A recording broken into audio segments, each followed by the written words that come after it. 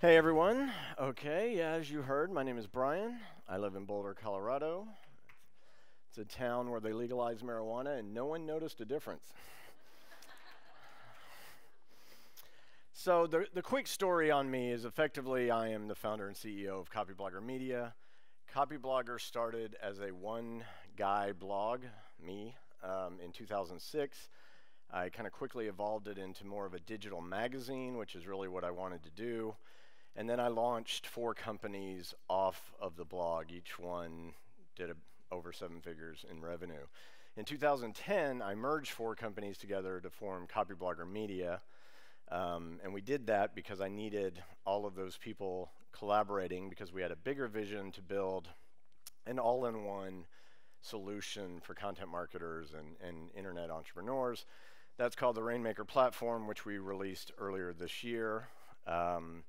Our revenue this year will increase about 30% to just around $10 million. Now, I'm not telling you that to brag.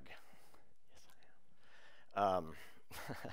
No, I'm telling you that because of this. We are a company that has been completely built on content and social media. We've never taken venture capital. We don't do advertising. We truly are kind of this poster child for content marketing, but we also teach content marketing.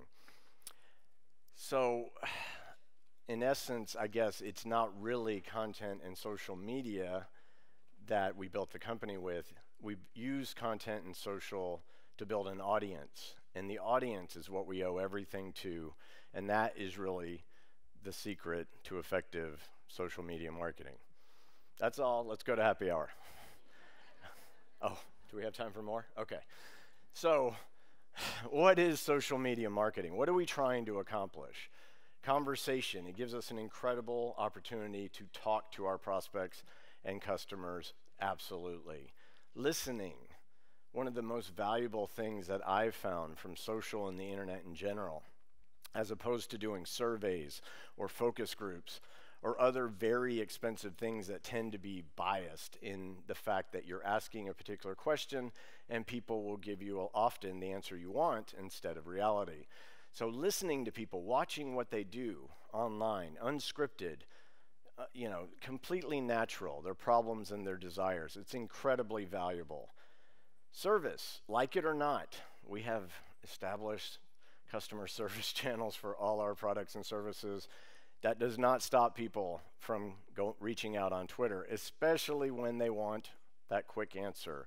So it is a customer service channel, and that is an opportunity to kind of display that you are effectively marketing through service as opposed to just messages and all that. All of these things are valid and important, but to me, they're not the primary aspect of social media marketing. All of that stuff is great, but it doesn't really scale. Having one-on-one conversations may work in some situations. If you are a B2B salesperson selling a high-ticket item and you chat on LinkedIn most of the day and you make a sale, that may pay off. But it's not going to work for the most of us. Even with that, you want content out there because content is part of the sales process before you even know the sales process is going on. It also works in the converse. People seek out information, they find helpful information from you. You've effectively started the sales process and they don't feel sold to. But the great thing, what I'm talking about when I say distribution, is we're not talking about content distribution in the sense of television or radio or film or publishing. The internet is people-powered distribution. If people like something online, they share it, and more people come in contact with it. For you, you want to create things that the right people like and share to more of the right people. So it's not just about cat photos if you're selling real estate brokerage, right? That doesn't work. It'll get shared. It's just not going to get you any business. Okay, so these are the 5 things that I want to touch on briefly today. We don't have a huge amount of time, so I'm really just trying to get you to think differently about various aspects of things you may already be doing. And some of this stuff you may already understand, but it may just give you a slight bit change in perspective that is that kind of aha moment. I think we've all been involved in social and content enough to know what we're supposed to be doing, but it's those moments when we have the insight to change strategy that really, to me, tend to be the most valuable. So media, audience, access, journey, and success. Let's get started with these. By media, not marketing, what do I mean here? Of course, we're doing marketing. That's why I warn against cat photos when it's irrelevant to what you sell. Traffic is not good in itself. You have to have the right traffic. On the other hand, though, what we think of as marketing, messages that promise some experience after you buy, as opposed to being the experience itself. No one's going to share a message that just promises something. People share things that invoke an emotional experience in them, and they want to share it because it makes them look good. That's the great thing about social media, in that sharing, curating, has become a status thing.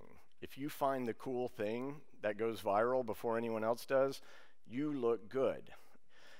Content creators, though, get all the real benefit, though. Even though they look good, you're getting the benefit of all the people getting exposed to your content.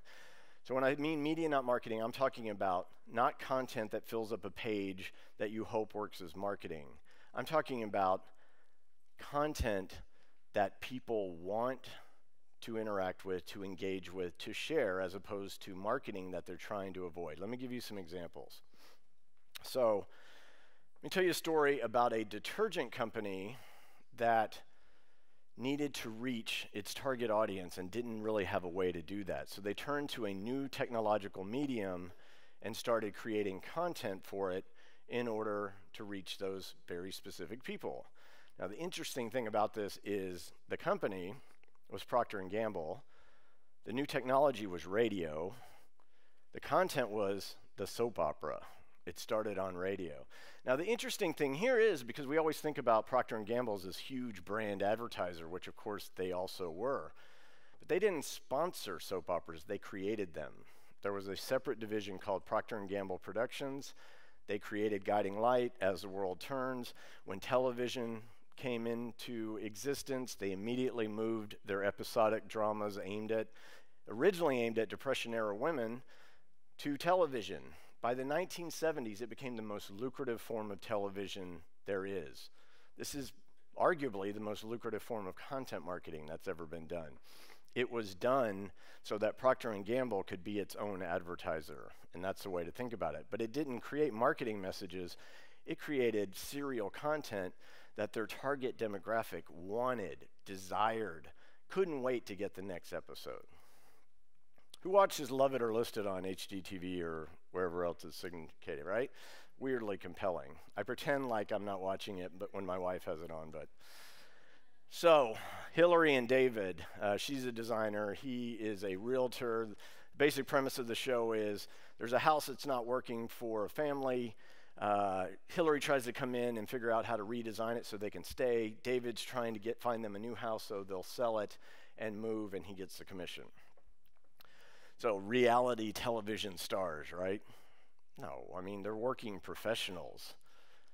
David owns a brokerage in Canada with his father. Do you think he gets business from being on this show? He gets tons of business from being on this show. Do you think any of those people feel marketed to? You know, like the glamour shot on the bus stop bench? Those work. No, David has a media platform where he gets to demonstrate his authority, his expertise. And the great thing about David is he's authentic. I mean, he's kind of a jerk if you really want to think about it, but people find that refreshing. He's a real person who's good at his job, and he is a tireless advocate for his clients and getting them the right deal, right? That's why it works for him as marketing, even though it doesn't feel like marketing. Now, there's one problem with this example. David had to audition for this show. He had to beg someone else, a media gatekeeper, so that he could be on this show. We don't have to do that online, right? The other problem with David is that he owns none of this intellectual property. This is not his. There is a media company that makes lots more money than David from this show. So, how do we reconcile these two things? All right, who knows this guy? Right? Gary Vaynerchuk. Long time ago in internet years, he and his family owned a wine shop in New Jersey. Just a normal neighborhood wine store. They had an idea that they wanted to start a website and effectively go into e-commerce selling wine online. They created a website called winelibrary.com. And it's just what it sounds like. It's this gigantic learning center where there's all this helpful information about wines that effectively acts as a buyer's guide to whatever it is that you may be interested in and helps you make the transaction. But you still got to get traffic there, right? So the next step was Gary goes upstairs in the room above the wine shop at a plain wooden table with a single camera and starts his wine show on this new social content platform at the time called YouTube. So it's just Gary, this guy from New Jersey, Jets fan, Russian immigrant, completely uncouth, loud, obnoxious even in his own lovable way. But he effectively turned wine criticism and review on its head. It's this snobby, elitist thing, and here's this guy from Jersey who knows his stuff, and he's telling you, hey, normal people drink wine too, don't be afraid. Wine sales go from 3 million a year to 40 million. That's content marketing, and Gary's family owns all of it. Okay, we've already talked about audience and audience mindset. The great thing about an audience is once you have what I call a minimum viable audience, enough of an audience to where it starts growing itself through sharing, that's when things get good. When I first started Copyblogger, I was completely unknown. No one knew me. Starting out, the first 3 months were like crickets. That's all you heard. So I created great stuff. I worked hard. I sucked it up. I am not the kind of guy who likes to cold email people begging, you know, all of that kind of stuff. But I did it because you have to. But once it got rolling, it turned out that I had started something that people were interested in and that I was committed to providing value, and the audience started growing itself. And this was before Facebook and Twitter and LinkedIn. Back then, social media was effectively blogs and then news sites like Delicious and Dig. So I say it's easier these days to get that audience going thanks to the mainstreaming of social media. Now, I want you to think about your total audience in this way. It's not just people you want to buy from you, and it's certainly not just social media. Think about it this way. Say your entire audience is someone that you give a group hug to. Those out there at the edge are not having the same kind of intimate experience the ones in here are having, right? Okay, that's kind of creepy. Let's think about it in terms of concentric circles instead, okay? Take a look at this. The outer ring is part of your audience, but it is the coldest part of the audience, as you can see by the blue color there. And further, unlike the sales funnel, it doesn't stop at the sale.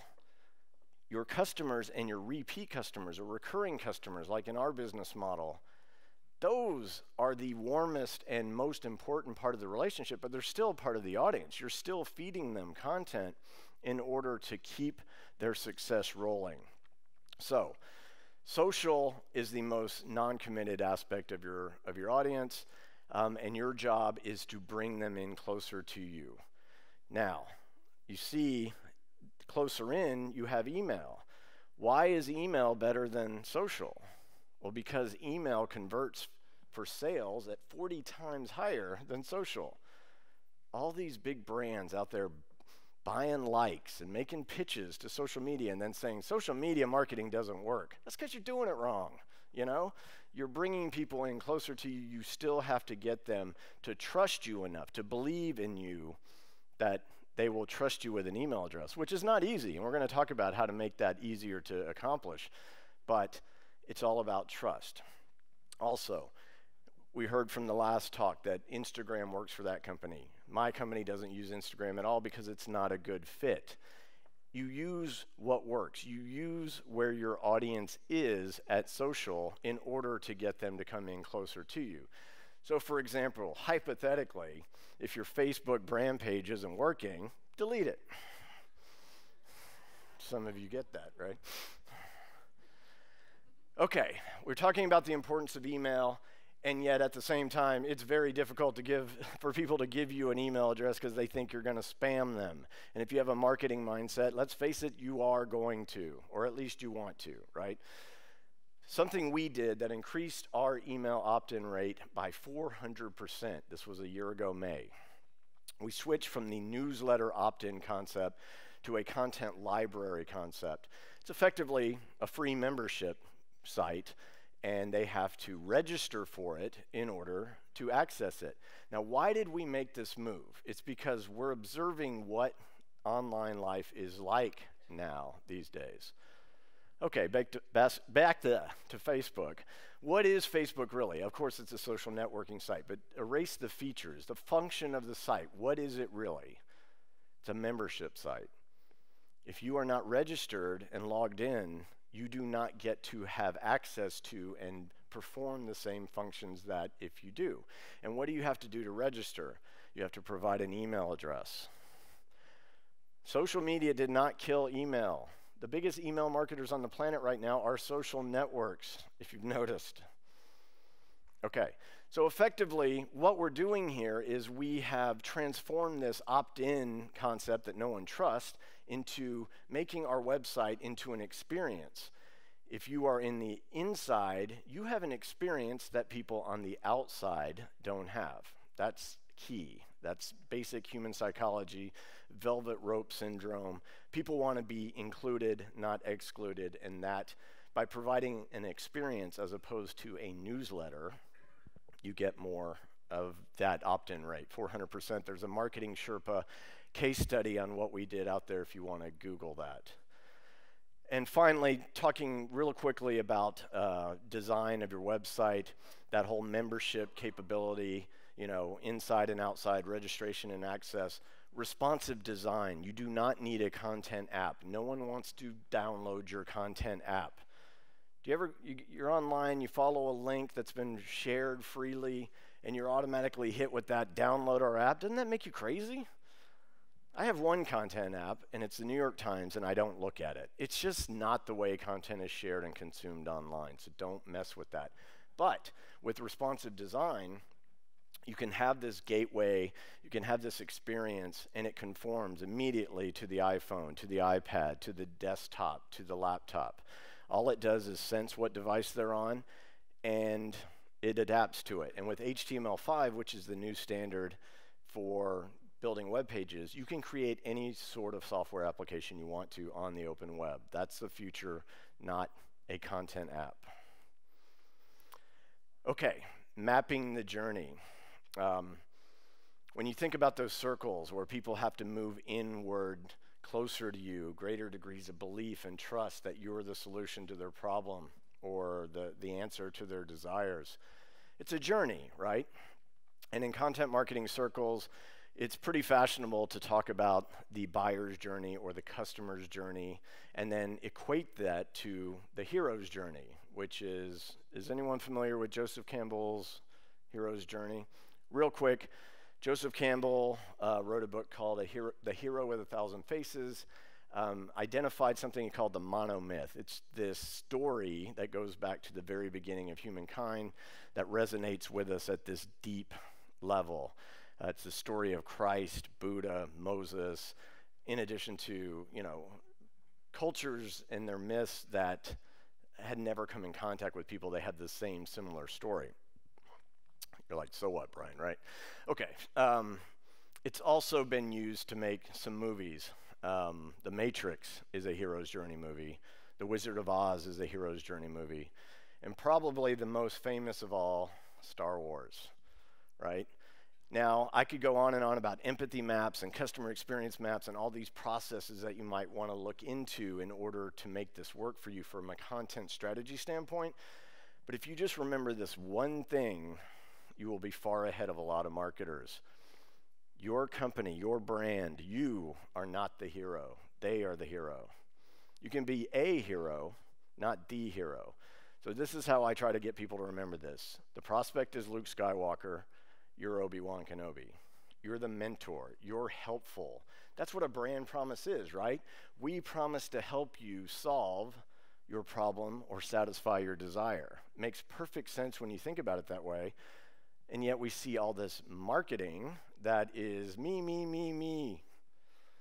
They don't care about you. It's their journey. Just remember that. I just like to put this baby on a slide. It's just so great. I don't know. I find sometimes I'll do presentations and there's just a baby and I'm like, oh, a baby, and then I advance the slide. No. So this baby exemplifies success, and that's what I want you to think about with content marketing. It is about their journey, their problem, their desire, and their success in satisfying that problem, fulfilling that desire. So it's always got to be about success. You hear people talking about customer experience. I have an experience with Comcast every month. It ain't good. It's not about experience per se, it's about success. Are you succeeding? Is your brand promise helpful, and are you fulfilling it, right? And this is how we figure it out. So people are always asking, I don't know what kind of content to create. And that's really the whole crux of the matter, and I can empathize with that.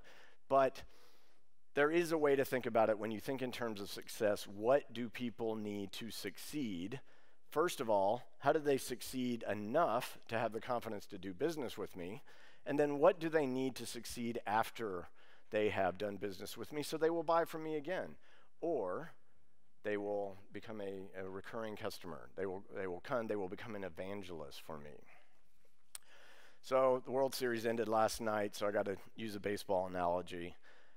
So I guess it was 37 years ago, October 1977, a guy named Dusty Baker played for the Los Angeles Dodgers. He steps up to the plate in Dodger Stadium and smashes a home run.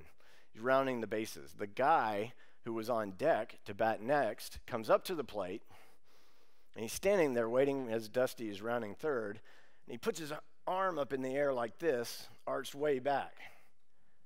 So Dusty Baker's coming to the plate, and he's like, what is this guy doing? He doesn't know what to do, so he slapped his hand. Believe it or not, that is where the high five started. I'm not saying no one didn't high five before then. I'm saying that's when it became a thing. The Dodgers, I screwed up the story. It wouldn't be as good a story. He high fives him, okay? Then that guy steps up to the plate and hits a home run. Okay, then the high five becomes a thing because the LA Dodgers basically called it the high five and they started publicizing it. And now this is part of our culture. We give high fives when we celebrate. We give high fives when we're trying to encourage someone. You know, it's just this ubiquitous thing. So it's kind of a really good metaphor for the kind of content that you might want to create to help people along the journey so that they succeed. So for us, and I think primarily, you know, for a retail brand on Instagram, this is about, you know, it's creating desire right there. Oh, I got to have that. That is beautiful. For other type of businesses such as professional services or us in the software industry, we have to educate people enough to do business with us so that they not only feel comfortable taking the next step, but they're looking to us as the person, the mentor, the authority that can help them along their way. So for us, educational content, you teach someone something and then at the end you're like, yes, you're a little bit smarter now. That is a perfect opportunity to take them to the next step, whether that means sign up for my email list or take a look at this offer for an introductory product, that kind of thing. It is much more likely to be accepted at that point than if you just lead with the pitch, with the offer. Motivation. Any of you who are copywriters understand that every question is really an objection. And a lot of times, the objection is not to doing business with you. It's whether or not they're going to do it at all. In hero's journey parlance, this is called resistance to the call. It's when you're like, no, I can't do this, right? So you have to provide content at these moments that says, yes, you can. It's that kind of encouraging, motivational high five content that addresses their fears. It's like you know them better than they know themselves, and they're just astounded that you have showed up and provided this content just at the right time. In fact, that's just what you need to do. You have to understand your audience in order to understand the path they're going to walk to get closer to you. And then challenge content. This is basically, hey, why don't you take your game to the next level? And this is really kind of audacious, but you see some of the most shared and appreciated content online is this stuff that's effectively a manifesto. It's saying, be the best you, do more, excel higher. And this, of course, can tie in to your solution, or if they're existing customers, it's your next level solution. This is how you get them to take the next step with you.